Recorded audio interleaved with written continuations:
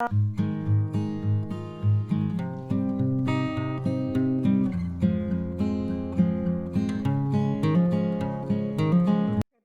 గుర్తొచ్చేసారండి, కళ్ళకి కట్టినట్టు కనపడుతున్నారు.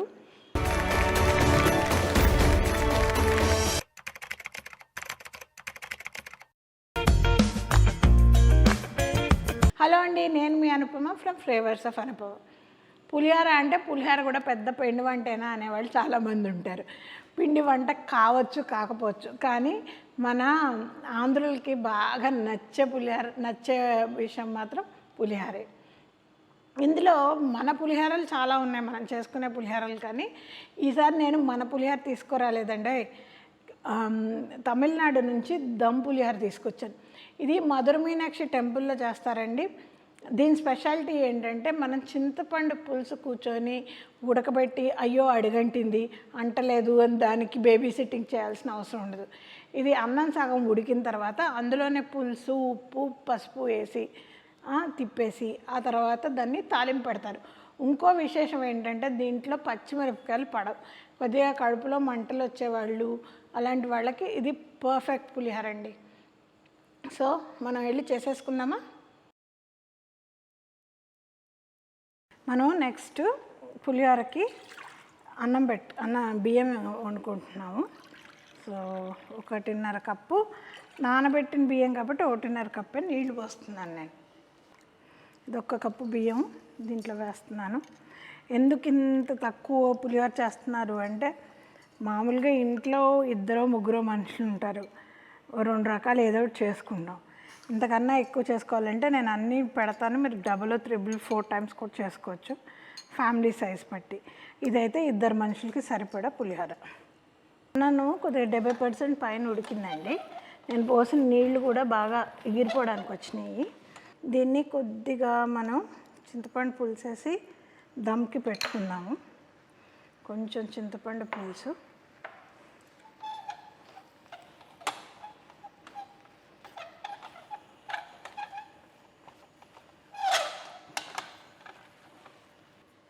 కొద్దిగా ఉప్పు వేస్తున్నాను ఇట్లా సరిపడా, కొద్దిగా పసుపు. దీన్ని మనం ఇప్పుడు చక్కగా దమ్ కుకింగ్ పెట్టేసుకుందాం. చక్కగా ఆవిరి మీద దీన్ని ఉడకనిచ్చేద్దాం. సో ఇదండి, మనం పప్పు నూనెతోనే వేసుకోవాలి. మీరు తట్టుకోగలను అనుకుంటే నువ్వుల నూనె వేసుకోండి, మేము అది తినలేము అనుకుంటేనేమో పల్లి నూనె వేసుకోండి. నేను పల్లి నూనెతో చేస్తున్నాను ఇప్పుడు దీన్ని. సో మనం ముందు దీన్ని అసలు కొద్దిగా మెంతులతో మొదలెడదాం. మెంతులు వేగడానికి ఎప్పుడు కొద్దిగా టైం పడుతుంది కదా, అది ముందు మెంతులు వేసుకుందాం. తర్వాత కాసిన పల్లీలు వేసుకుందాం దాంట్లోకి. ఎక్కువ అవసరం లేదు, ఎందుకంటే మనం 2 మనుషులకే చేస్తున్నాం. గుర్తుంచుకోండి, అన్నీ ఇంక్రీజ్ చేసుకోండి మీరు దాన్ని బట్టి. కాస్త శనగపప్పు, కాస్త మినప్పప్పు, ఆ తర్వాత కొంచెం ఆవాలు. ఇందులో మామూలుగా చాలా వరకు ఇది మీనాక్షి అమ్మవారి టెంపుల్లో చేసే ప్రసాదం అండి. వాళ్ళు జీలకర్ర వేయరంట, జీలకర్ర స్ట్రాంగ్ టేస్ట్ అని వేయరంట. సో నేను కూడా ఇవాళ జీలకర్ర వేసుకోలేదు. మీకు జీలకర్ర ఇష్టం అనుకుంటే మీరు వేసుకోవచ్చు. సో నేను బాగా ఎక్కువ ఎండుమిరపకాయలు వేస్తున్నాను. సో మనము ఈ ఎండుమిరపకాయలు వేగేదాకా కొద్దిగా నూనెలో దీన్ని వేయించుకుందాం. ఇది easiest pulihora to make. So ఇది వేగిపోయిందండి. దీంట్లో నేను ఒక 4-5 ఎండుమిరపకాయలు తీసి పక్కకు పెట్టుకొని ఆ తర్వాత దీనికి కరివేపాకు వేసేస్తున్నాను. కొంచెం దీంట్లో మనం పులిహోరలో ఎలాగైనా ఇంగు వేసుకుంటాం కదండి, కొద్దిగా ఇంగు వేస్తున్నాను. So that will do that. నాకు ఆ మీనాక్షి అమ్మవారి టెంపులే కళ్ళలో తిరుగుతుందండి. అంత అందమైన టెంపుల్ని నా జీవితంలో నేను ఎప్పుడు చూడలేదని న్యాయంగా చెప్పాలి. అసలు అక్కడ ఆ రాతి చెక్కడాలు ఏంటి, అమ్మవారి అందం ఏంటి, అసలు ఆ పద్ధతి ఏంటి. నేను అంటే మన భారతదేశంలో పుట్టినందుకు ప్రౌడ్గా ఫీల్ అవ్వాలి అంటే ఆ టెంపుల్స్ చూడాలండి. సో మనం దమ్ మీద వేసి ఉడికిన పులిహోరలో నేను ఇది వేసేసి కలిపేస్తున్నానండి. దీంతో పులిహోర రెడీ. సో సింపుల్గా మీరు పెద్ద హడావిడి లేకుండా ఈజీగా పులిహోర చేసుకోవాలి అనుకుంటే, చింతపండు పులుసు ఉడకబెట్టుకునే టైం లేదు, ఓపిక లేదు అనుకున్న వాళ్ళకి ఇది పులిహోర బెస్ట్ పులిహోర. ఇప్పుడు నేను మన గుడి పద్ధతిలో చేశాను.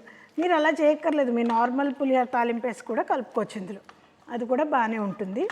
కాకపోతే గుడి పద్ధతిలో చేసినప్పుడు పచ్చిమిరపకాయలు కానీ ఎల్లిపాయలు కానీ ఉండవు. సో పచ్చిమిరపకాయలు కారం లేదు కాబట్టి దీని ఇక్కడ ఒక ట్రిక్ ఉంది. సో అండి నేను ఇదిగోండి ఇప్పుడు ఈ ఎండుమిరపకాయలన్నిటిని చక్కగా క్రష్ చేస్తున్నాను, చేసి తీసి ఇందులో వేస్తున్నాను. సో మనం ఈ టైంలో ఇలా అంటే అప్పుడు దానికి కొంచెం కారం కూడా అంటే ఇంకా బాగుంటుంది టేస్ట్. చూసారా గుడి పులిహోర లాగా ముద్ద ముద్దగా బ్రహ్మాండంగా వచ్చింది. మన పులిహోర అయితే ఇలా ముద్ద ముద్దగా రాదు.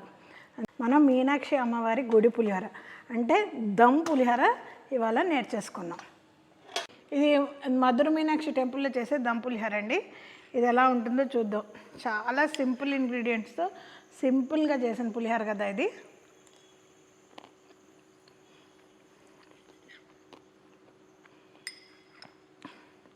నాకైతే అమ్మవారు గుర్తొచ్చేసారండి, కళ్ళకి కట్టినట్టు కనపడుతున్నారు. అచ్చంగా గుళ్ళో తిన్నట్టే వచ్చింది ఇది. మీరు డెఫినెట్గా ఈ దమ్ పులిహోర ట్రై చేయండి.